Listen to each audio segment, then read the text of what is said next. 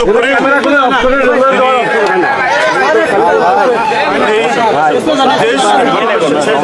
দেশবাসীকে ভালোবেসেছেন এবং তাদের জন্য এই দেশেই তিনি থেকেছেন। কোনো লোক প্রলোভন তাকে বিন্দু মাত্র বিচলিত করতে পারেনি।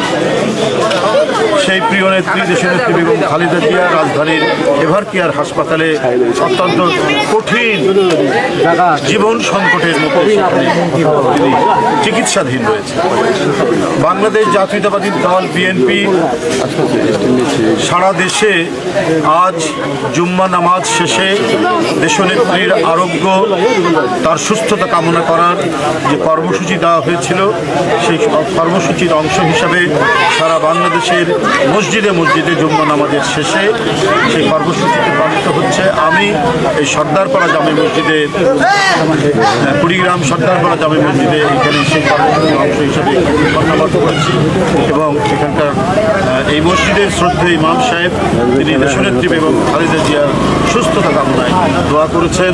আমার আরও অনেক সতীর্থরা এখানে রয়েছেন, তারাও সেখানে উপস্থিত ছিলেন এবং এই মসজিদের সকল মুসল্লি তার জন্য দোয়া করেছেন।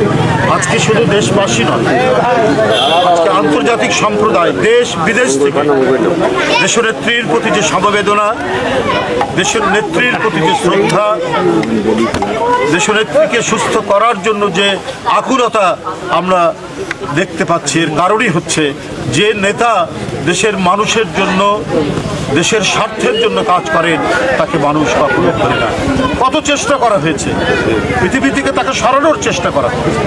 মিথ্যা মামলায় সাজা দিয়ে কারাগারের মধ্যে তাকে ফেলে রেখে এমন একটি কারাগার পরিত্যক্ত ঘোষণা হয়েছিল, যে কারাগারে আর কোনো সাধারণ বন্দীরা থাকে না, তাদেরকে অন্যত্র সরিয়ে নেওয়া হয়েছে। সেই পরিত্যক্ত কারাগারে 3 বারের প্রধানমন্ত্রী দেশনেত্রী বেগম খালেদা জিয়াকে রাখা হয়েছে। এর আগেই তিনি অসুস্থ ছিলেন, তার অস্ত্রোপচার হয়েছিল চোখে, অথচ যে রুমে রাখা হয়েছিল সেই রুমের চারিদিকের চুন, বালি, সিমেন্ট সমস্ত ধুলা উড়ে উড়ে তার চোখে পড়ত। অর্থাৎ তাকে নানাভাবে নিপীড়ন করে, নির্যাতন করে, মানসিকভাবে চাপ সৃষ্টি করে তাকে চেষ্টা করা হয়েছিল যে তিনি যেন আত্মসমর্পণ করেন।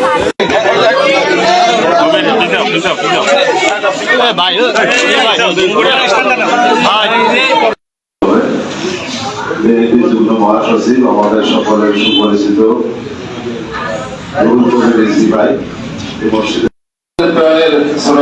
ভাই রুহুল কবির রিজভী ভাই, আল্লাহ তাআলা মসজিদে উপস্থিত রয়েছেন।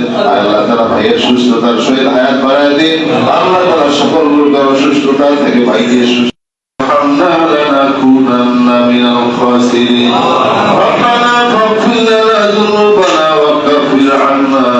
سيئاتنا وتوفنا مع الأبرار ربنا آمين আল্লাহ তাআলা ওয়াসওয়াসা থেকে আমাদের সবাইকে হেফাজত করে দিন। আমাদের সকলের